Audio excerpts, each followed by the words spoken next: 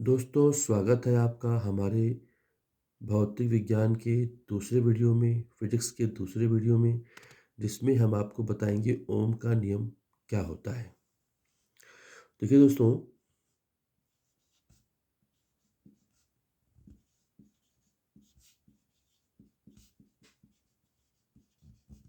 ओम का नियम,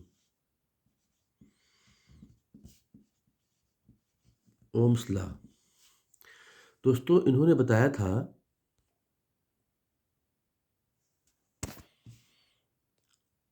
देखिए दोस्तों, लिखा हुआ है कि यदि किसी चालक की भौतिक अवस्थाओं में कोई परिवर्तन न किया जाए तो चालक पर आरोपित विभवांतर प्रवाहित धारा के अनुक्रमानुपाती होता है। ये है ओम का नियम। आपने इसे पढ़ा होगा, लेकिन हम आपको इसे और विस्तार से बताएंगे। जैसे कि कोई तार है और उस तार में कोई धारा बह रही है। धारा बह रही है तो विभवांतर भी होगा। तो ओम ने बताया कि यदि हम उस तार के आसपास की जो परिस्थितियां हैं, जो भौतिक अवस्थाएं हैं, जैसे ताप है, दाब है, अगर हम इसको स्थिर रखें और इनमें कोई परिवर्तन ना करें तो जो आपकी प्रवाहित होने वाली धारा है वो अनुपाती होती है विभवांतर जो उस पर लगाया गया है। सूत्र के रूप में इसको हम लिख सकते हैं क्या? V अनुपाती I। जो V हमारा है ये विभवांतर है, जो I हमारा है वो धारा है। तो जो ये निशान आप देख रहे हो इसको हम बोलते हैं अनुक्रमानुपाती का निशान बोला जाता है। यानी अगर हम इसको हटाएंगे तो यहाँ पर एक स्थिरांक आपको मिल जाएगा और जो R आपका होता है ये होता है प्रतिरोध। ये किसी भी तार के लिए क्या होता है? फिक्स होता है। अलग अलग पदार्थों के लिए प्रतिरोध का मान आपका जो है वो फिक्स रहता है। तो पढ़ लिया आपने। यदि किसी चालक की भौतिक अवस्थाओं में कोई परिवर्तन न किया जाए तो उसमें प्रवाहित होने वाली धारा जो है उस पर लगाए गए विभवांतर की अनुपाती होती है। यानी V अनुपाती I और V equal to I R. R को हम लोग अगर लिखना चाहेंगे तो ये I जो है आपका V के नीचे आ जाएगा और जो इसका मात्रक होता है वो होता है ओम। ओम मात्रक कहाँ से लिया गया है? जो हमारे वैज्ञानिक हैं उन्हीं के नाम से लिया गया है। ठीक है, इसको एक हम सिंबल से भी शो करते रहते हैं। अब देखिए, इस नियम के आधार पर हम लोग ऊर्जा प्राप्त करने के फार्मूले भी सीखेंगे। तो आइए अब सीखते हैं किस तरह से हम किसी चालक तार में व्यय होने वाली ऊर्जा को कैसे ज्ञात करेंगे ओम के नियम की सहायता से। तो दोस्तों, आपने पढ़ा था W बराबर होता है V इंटू क्यू।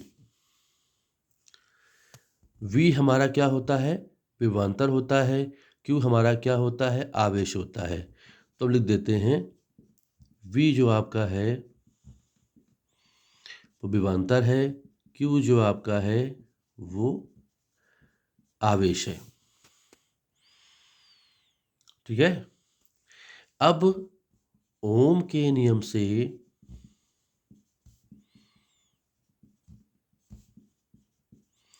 आपको पता है V equal to I R होता है या I equal to V upon R होता है। अब W equal to V into Q, तो हम W में V के स्थान पर आई आर भी पुट कर सकते हैं। और आपने पढ़ रखा है Q बराबर हमारा I इंटू टी होता है। Q बराबर I इंटू टी होता है। तो यहाँ पर आप I इंटू टी कर सकते हैं। I का गुणा I से हो जाएगा, I स्क्वायर आर टी हो जाएगा। ये फार्मूला आपको प्राप्त हो गया। यानी यदि किसी सवाल में I दिया गया है, R दिया गया है, T दिया गया है, तो इसका मतलब ये हुआ कि आपको ये वाला फार्मूला लगाना होगा ऊर्जा प्राप्त करने के लिए। अगर आपको V मालूम है, Q मालूम है, तो ये ऊपर वाला फार्मूला आपको लगाना होगा ऊर्जा प्राप्त करने के लिए।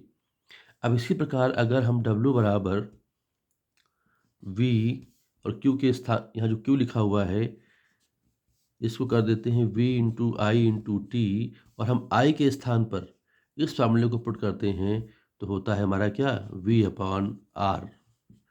यानी ये आपका हो जाएगा V square R into T. तो ये भी फार्मूला आपका होता है ऊर्जा निकालने का। तो इस तरह से आप देख रहे हैं आप कि आपको पास ऊर्जा निकालने के लिए 3 फार्मूले हमने तैयार कर दिए हैं, जो कि बहुत ही इम्पोर्टेंट हैं, और अभी आगामी आने वाली हाई स्कूल परीक्षा में इन पर डिपेंड क्वेश्चन पक्के आपको मिलने ही मिलने हैं। ठीक है दोस्तों, अब हम लोग अगले वीडियो में सामर्थ्य यानी पावर पे चर्चा करेंगे, और उसके फार्मूले भी आपको हम बताएंगे। ठीक है दोस्तों, तो मैं उम्मीद करता हूँ इस वीडियो को आप अच्छे से बार बार देखेंगे। बार बार देखने के बाद उस पे डिपेंड हम आपको अब सब भी कराएंगे अगले वीडियो में। धन्यवाद।